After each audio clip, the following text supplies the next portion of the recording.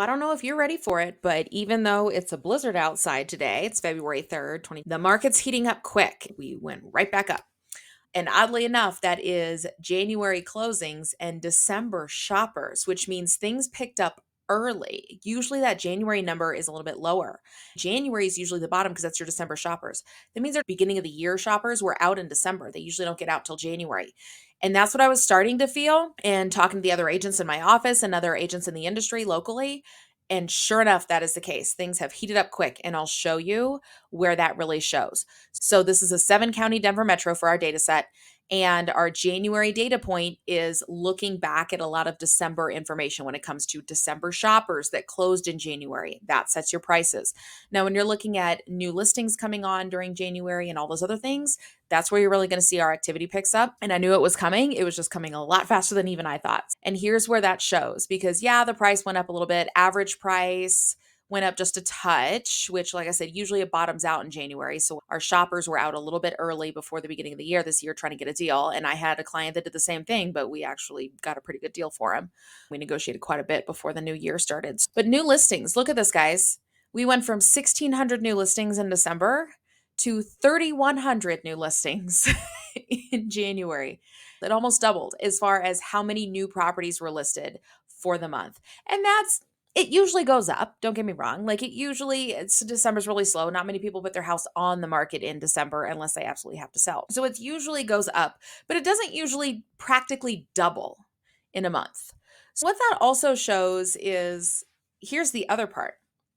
Our active listings went down, which it usually goes down in January because all those people that are starting to shop in January and properties go pendings go up, right? December, not many people are out shopping, and then pendings pick up in January, but it really picked up. It really picked up. So even though we had all those new listings that came on in January, our active listings are still down. We have that much demand out there that it is not enough inventory to supply the buyer demand. And what's causing those two things, and I really want to talk about this, is the sellers or the property owners that have said, oh, I don't want to move. I love my 2, 3, 4% mortgage. Now the mortgage rates are down in the 5s to 6s for most people for owner occupied rates, high 5s, low to mid 6s, and are expected to get a little bit better. And even I've had this. I've had clients that are coming to me and they're like, okay, I'll move for that now. I didn't want to move to go from a 3% rate to a 7 or an 8, but I have enough equity now where I can keep my payment about the same and I can have that extra room. I can have that yard. I can downsize. I can right size. I can get that accommodation for my day-to-day needs that I wasn't willing to pay a lot more for because the rates were higher. But now that I can take my equity, move it from one place into another, and even with the higher rate, my equity offsets that a little bit. So where my payment is about the same. That's what a lot of people want, is to maintain that same monthly cost or minimal increase, right? That's what has shown with all these new listings coming on. And it's going to get better. Like we're going to have more and more listings come up. I don't know. I'm curious if we'll get back to 2019 levels. I don't know if we'll have quite that much inventory coming on. I don't think so. But this is how tight things have been for so long is even with COVID and everything else, we had new listings come on the market.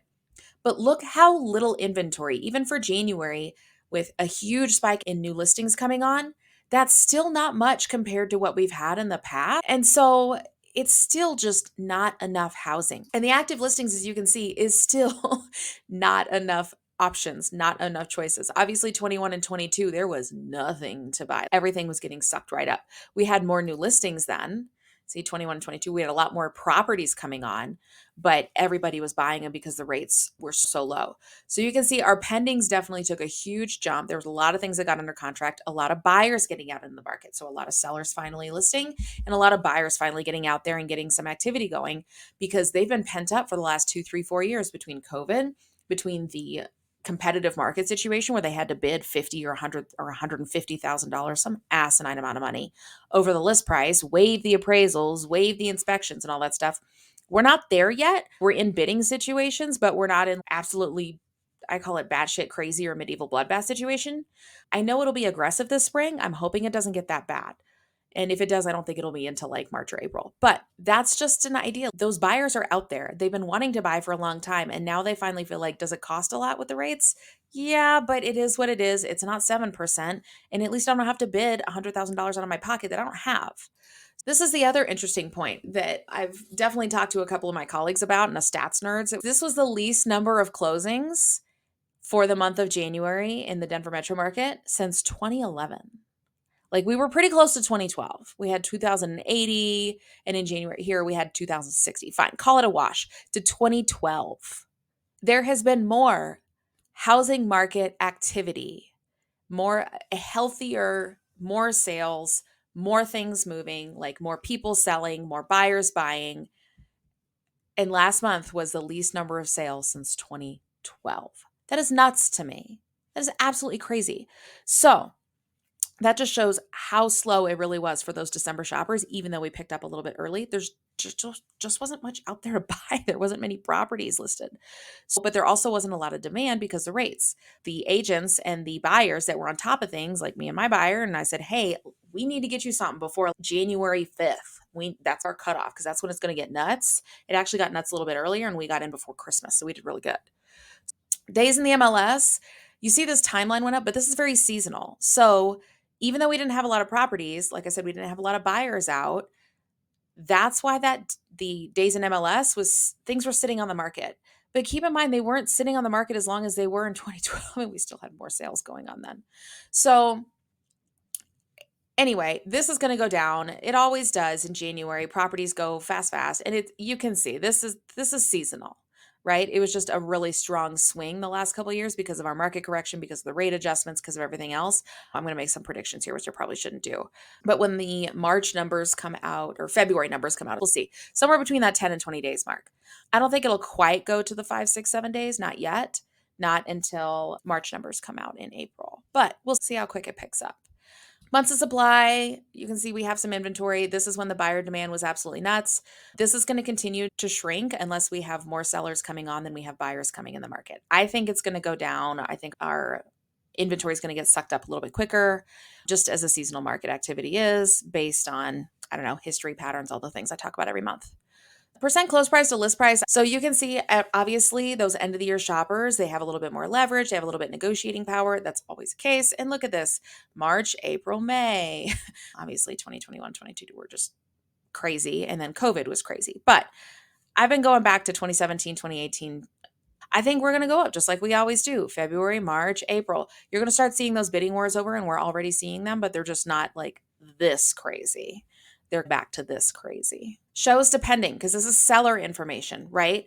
For my sellers, what I'm letting them know, this is what I keep an eye on for my sellers, is the average showings it takes to go under contract. And this is where it's hard because the patterns aren't as predictable as a lot of the other factors we've been looking at, right? A lot of the patterns are that you're going to start getting, it's going to take less showings in the spring because there is a sense of urgency. You're going to get a lot more traffic up front and it tends to sell a little bit quicker. And you might take 6 to 8 showings, maybe 9 showings to get an offer. In the fall, there's choices, right? There's less competition. And so buyers look at more things before making an offer. And that's why your showings depending go up, because more buyers are going to need to see it before you get an offer because the buyers have choices. They want to shop a little bit longer. In the spring, that doesn't happen. In the spring, the agents set realistic expectations and we're like, okay, our days in the MLS was 14 last month. It's probably going to be 7 this month, which is where we're shopping right now. Right now will become the data point that I'm going to talk about in 3 to 4 weeks. And therefore, this house will not be available on Monday. So buyers don't have as many options to go look at or more inventory coming on. It doesn't sit around. They have to see it, make a decision, make an offer. And so the showings depending, I think, will come down probably. I don't know if it'll come down quite that much in a month, but it will come down for the spring and things will go a little bit quicker. And showings per listing will also, I think that's going to go up just because more activity in the spring and things like that usually happens. 8 to 10, like I said, as long as you get a good offer. So you're not going to see 50 showings on a house because it doesn't take that many for a buyer to offer on it. Not when the demand picture is what it is. So what I'm telling my buyers is that it's time to get things going if you don't want to have the competition in March, April, and May. Okay. And I tell my buyers this all the time. The other buyers that I'm talking to that are maybe just getting started or maybe just feeling it out, but they have some time, I'm like, hey, maybe we need to make a plan for Q3 or Q4 if you don't want to have to compete. However, for my buyers that want something very specific and in a specific neighborhood, certain floor plan, certain layout, I am letting them know now is going to be our best time to keep an eye on the inventory over the next 30, 60, 90 days, because that's when they're going to have the most new listings and the most choices. And I do have some buyers that are looking for some very specific things. So we are lined up, pre approved, ready to go, and even trying to solicit some of those off-market opportunities of, hey, there's probably sellers that are thinking about selling but haven't quite talked to their agent yet or haven't gotten the property listed yet. So let me see what I can shake out of the trees and beat the punch maybe 30 or 60 days ahead of time. More inventory coming on, but I fully expect it to get aggressive, to have some bidding wars, and for that to get sucked up. Making sure that if you are wanting to compete in that as a buyer for some good choices, that you have an agent that understands how to do multiple offers. My clients that take advantage of my multiple offer strategies, the last time I ran data on this, was 83% of the time their offer was accepted when they did what I recommended. When they chose not to do what I recommended, their offers were accepted 12% of the time. Did it still happen? Yes. Did it take a lot more offers for them to actually get accepted? Yes. Does that help most people? No. My goal is to make it as smooth and as efficient and to save your time, because for a lot of my clients, their time is extremely valuable and extremely expensive, right? Especially if you are traveling for work or work crazy hours, or you're relocating for your work or have young kids or anything like that. You don't have the time to waste running around town for 7, 8, 9 weekends to go look at houses just to make offers to not have them accepted. That doesn't feel good. It wears everybody out and it's a total waste of your time. I try to be as efficient as possible and to make those recommendations to get people's offers accepted upfront. And for my sellers, we are primed and ready, lining up appointments to list properties in March and April and May. I do have some openings still. So if you are looking to potentially sell your home or buy a home, or you need to do both here in the Denver metro area, I'd love the opportunity for an interview. I have a calendar link down below where you can pick a time right off my calendar. Like I said, I'm all about efficiency and saving you time, so we're not playing phone tag on that. And I'd love the opportunity to interview and sit down and see what makes sense for you. And based on your goals, make a recommendation on timing to list, what we would expect for traffic, what we need to do for property prep, and things like that. If this was helpful for you, or if you liked it, please hit the like button. That'll help other people find it. Leave a comment down below. What are your thoughts on what the market's going to do? I'm sure I'm going to have a handful of people to say the market's going to crash. Cool. I've been waiting on that for over a decade now. Hasn't happened yet. But I encourage the activity because it helps the algorithm. I'm not going to say no to that. Thanks so much for the time. Y'all have a good one and see you soon.